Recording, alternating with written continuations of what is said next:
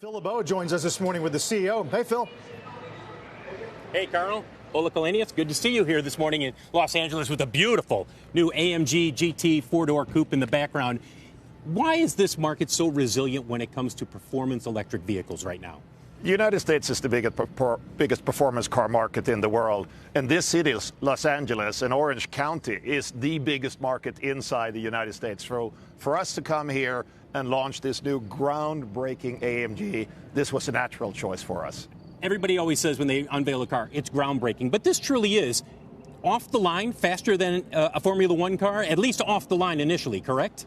It's faster than a Formula One car. And we had our two Formula One drivers, George Russell and Kimi Antonelli, here yesterday, and they went like, wow, what's going on here?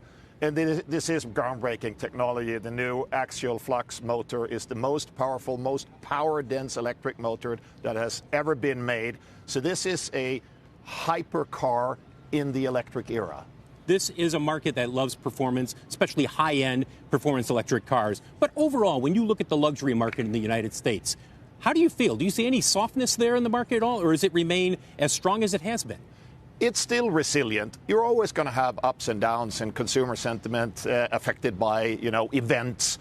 But the underlying strength of the American luxury market is very good.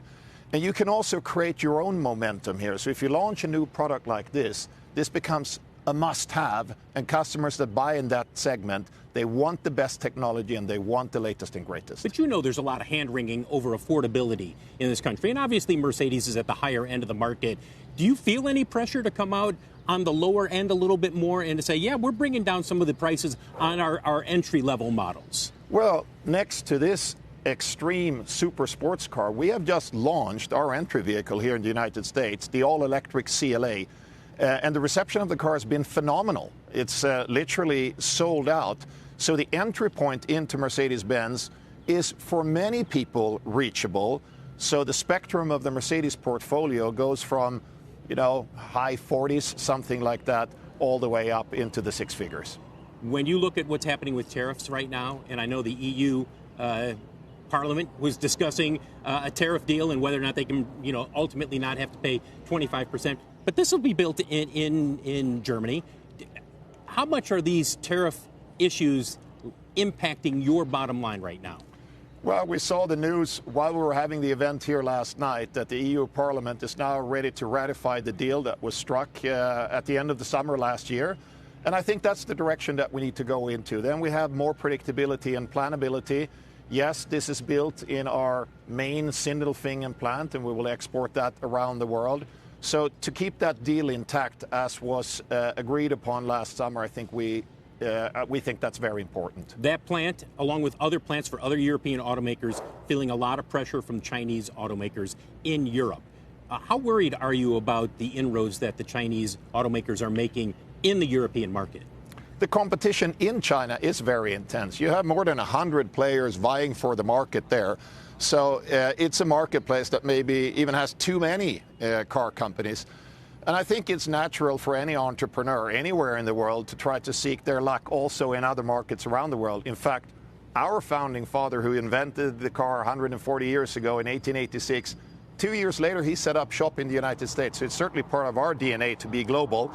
And what do you need to do? You need to meet competition with innovation, better technology, and also work on your efficiency. But would you rather see Europe take the approach of the United States, which is, hey, we want to keep these guys from getting any kind of a foothold at all in this continent?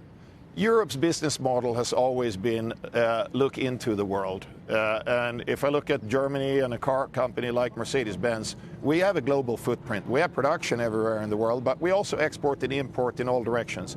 So protectionism has never been Europe's best bet as a business model. But what you have to pay attention to is to make sure, of course, that the playing field is level for all market participants.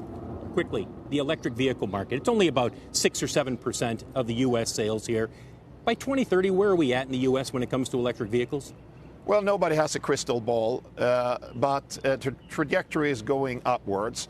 And I think products like these, they drive momentum. Once you switch to an electric car, you have the range, you figure out actually the charging infrastructure is pretty good, the efficiency is phenomenal, fun to drive, good performance. We think more and more customers will switch to that, but it's the customer's choice. And this is the great thing with Mercedes-Benz. We have an all-of-the-above offering, and we will have an all-of-the-above offering with electric vehicles, with high-tech electrified ICE, plug-in hybrids. For as long as our customers want it, they are the winners. Ola Källenius, Chair and CEO of Mercedes-Benz here in Los Angeles. Guys, we'll send it back to you. I love that color, by the way. Does it have a name? Yellow. Crazy yellow-green. Crazy yellow-green. How do you like that? Phil, I have a very important somebody got question. paid a lot of money for that. Phil, okay, Sarah's got a question. Here's my Go question. ahead. It's for you, Phil, but ask him. Who drove faster yesterday, Kimi or George? Who drove faster yesterday, Kimi or George?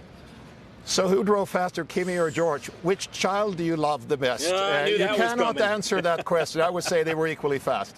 But we saw Brad Pitt here. He looked visibly impressed with his ride. Yeah, it's not just in the movies. Like, Brad actually drives, too, I'm told. He can drive some of these fast cars. Thank you, Phil. Great interview.